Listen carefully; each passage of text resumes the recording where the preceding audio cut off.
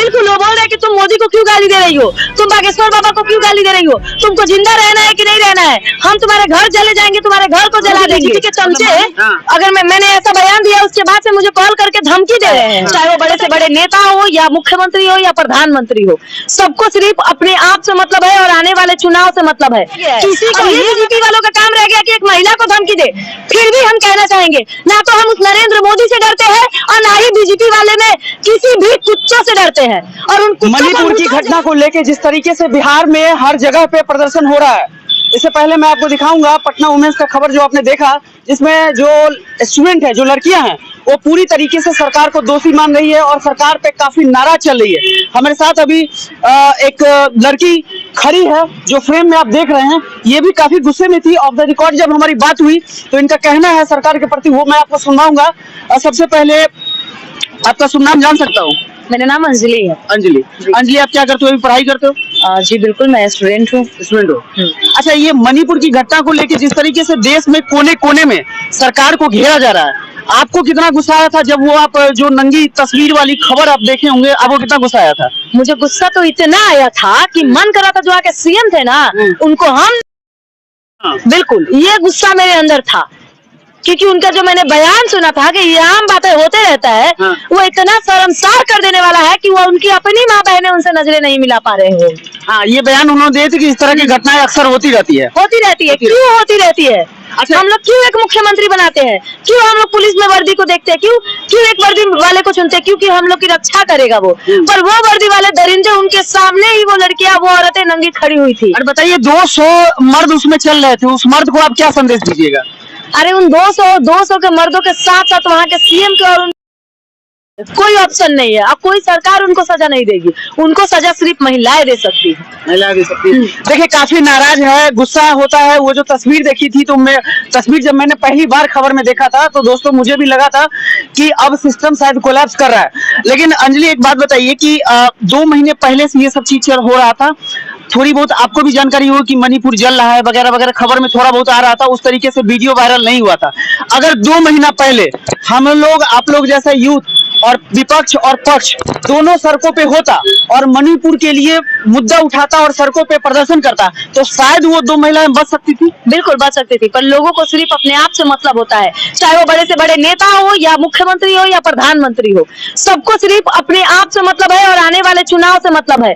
किसी को ये मतलब नहीं है कि हमारे गाँव में क्या हो रहा है, हमारे राज्य में क्या हो रहा है, हमारे देश में क्या हो रहा है, किसी को मतलब नहीं है। क्योंकि नरेंद्र मोदी जी भी, वो भी बिजी है अलग के विदेश यात्रा करने में, उनको भी कोई मतलब नहीं है हमारे देश में क्या हो रहा है, उनको विदेश में क्या हो रहा है इनसे मतलब होता है। कभी भी अपने देश के बारे में उनको सोचते हुए बोलते हुए देखे आप? क्यों सुप्रीम कोर्ट के फटकार के बाद वो मणिपुर की घटना पे बात करते हैं? देश में करते हैं ना, मन की बात तो करते हैं ना, मन की बात करते हैं। उनकी मन की बात मन में ही रह जाएंगी और अब बेटियां बहुआ ऐसे ही नंगी होती रहेंगी।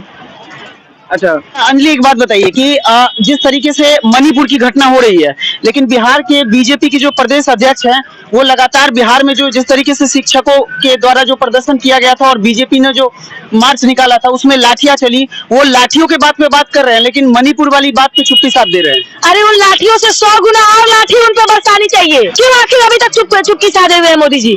आखिर क्यों सुप्रीम कोर्ट के फटकार के बाद 8 मिनट के बयान में मात्र 38 सेकंड बात करते हैं? उस 38 सेकंड में भी पहले वो 2 अन्य राज्यों का नाम लेते हैं, बाद में मणिपुर का जिक्र करते हैं। ऐसे प्रधानमंत्री हम लोगों ने क्यों चुना है?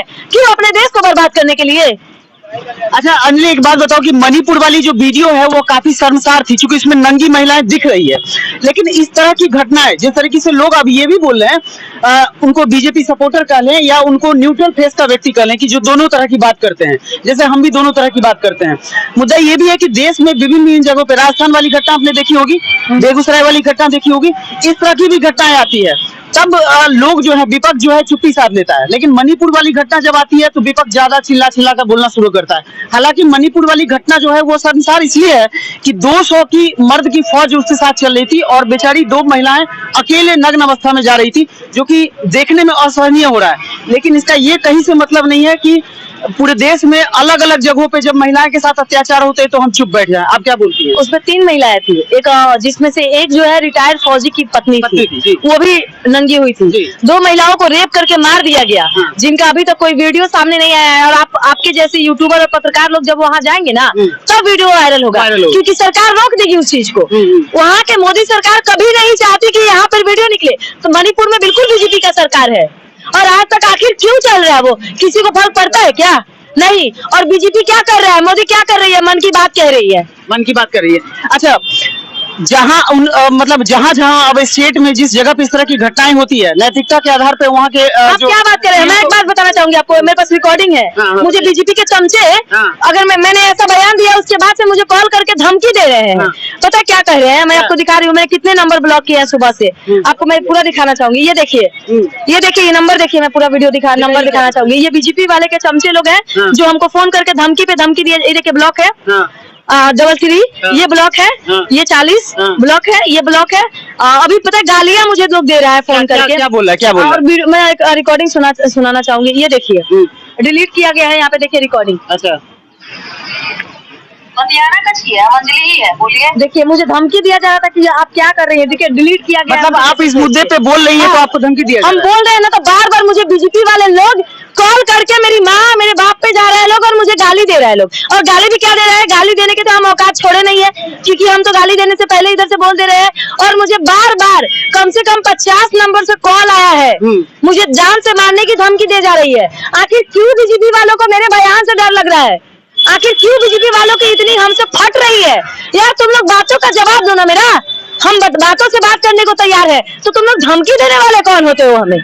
मतलब आपको अलग अलग नंबर से फोन आ रहा है, और वो क्या बोले कि वो क्या बोले कि वो बीजेपी वाले हैं? हाँ बिल्कुल, वो बोल रहे हैं कि तुम मोदी को क्यों गाली दे रही हो, तुम बागेश्वर बाबा को क्यों गाली दे रही हो, तुमको जिंदा रहना है कि नहीं रहना है, हम तुम्हारे घर चले जाएंगे, तुम्हारे घर को जला देंगे। मतलब मारने की धमकी? मुझे मारने की धमकी दे रहे हैं लोग। भाई अगर मैं कॉल करती हूँ, देखिएगा, अगर उठा लेंगे लोग तो गालियां देना शुरू करेंगे। मैं आपके सामने कॉल करना चाहूंगी। अंजलि का कहना है कि जब से वो मीडिया में आके मणिपुर की घटना को कंडेम कर रही है, मतलब उसके खिलाफ वो बोल रही है, तब से बीजेपी सपोर्टर, ऐसा इनका बयान है। हो सकता है ये साजिश भी हो सकती है। देखिए, पार्टी पॉलिटिक्स में कुछ भी संभव है, लेकिन उसके बाद इनको जो धमकी दी जा रही है, ये कह रही है कि ये कॉल करके सुनवाएंगी कि इनको किस तरीके से जान से मारने की धमकी, इनके घर को जलाने की धमकी। ये निहायत ही शर्मसार है, क्योंकि लोकतंत्र में जब कोई घटना घटती है तो पक्ष विपक्ष दोनों का ये काम होता है बोलना चाहूंगी कि वो विरोध करे, और विरोध करने का हक है। एक मिनट, हम महिलाएं अगर अपने लिए आवाज उठाएंगे तो हमारे घर जला दिए जाएंगे। ये प्रधानमंत्री के चमचे लोग का काम रह गया है। अब ये बीजेपी वालों का काम रह गया कि एक महिला को धमकी दे। फिर भी हम कहना चाहेंगे, ना तो हम उस नरेंद्र मोदी से डरते हैं, और ना ही बीजेपी वाले में किसी भी कुत्तों से डरते हैं। और उन कुत्तों को मुंहतोड़ जवाब देने का अकेला हम एक लड़की हिम्मत रखते हैं। जिसको मेरा घर जलाना है ना, आओ, अगर हिम्मत है तो मुझसे बातों में जीत कर दिखाओ, या तुम कार्य अपना काम गिनाओ, ना कि 9 साल बेमिसाल मत जाओ। तुम अपने काम गिनाओ, तुम लोग अपने लड़कियों के हिफाजत में जो काम किए हो ना, वो गिनवाओ। आखिर हम महिलाएं तुम बीजेपी सरकार के राज्य में कितना सुरक्षित है, ये हम जानना चाहेंगे, और ये खुद बीजेपी वाले ही बताए। अच्छा, आखिर हम लोग को जान से मारने का धमकी दे रहा है। अच्छा अंजलि, इस बात से आप नाराज हैं कि ये जो मणिपुर की घटना घटी है, देश में अन्य जगहों पे जो महिलाओं के साथ घटना, इस बात से आप नाराज हैं, या आप मानती हैं कि बीजेपी की सरकार इस 9 साल में कुछ काम भी किया है या नहीं? बीजेपी जो सरकार है, क्योंकि हम लोगों को जान से मारने का धमकी एक नामर्द ही दे सकता है। और बार बार ये बीजेपी के जो चमचे मुझे कॉल कर रहे हैं, और ये हजारों नंबरों से जो कॉल आ रहा है, मैं इसके बाद से रिकॉर्डिंग कर लूंगी, आपको सुना दूंगी। हालांकि ये मैं नहीं कर पाई, पर हाँ, पर उन बीजेपी के चमचों को एक बात जरूर कहना चाहूंगी, हिम्मत है ना तो हमसे जीत के दिखाओ। हमको जान भी ले लोगे ना, तब भी हम महिलाओं के लिए आवाज उठाएंगे, और मेरी जान चली भी जाएगी तब भी हम मणिपुर वाले हादसे में उन महिलाओं के साथ है। ना तो मुझे बीजेपी वाले रोक सकते हैं, ना ही देश का कोई भी नेता रोक सकता है। आप बोलती रहेंगी? हम बोलते रहेंगे। आपको डर नहीं लगा? आवाज को कोई दबा नहीं सकता है। जान तो जाना चाहिए ना पुलिस में, कम से कम। कह रहे हैं क्यों पुलिस में? मुझे कुछ हो जाएगा तो आप लोग है ना।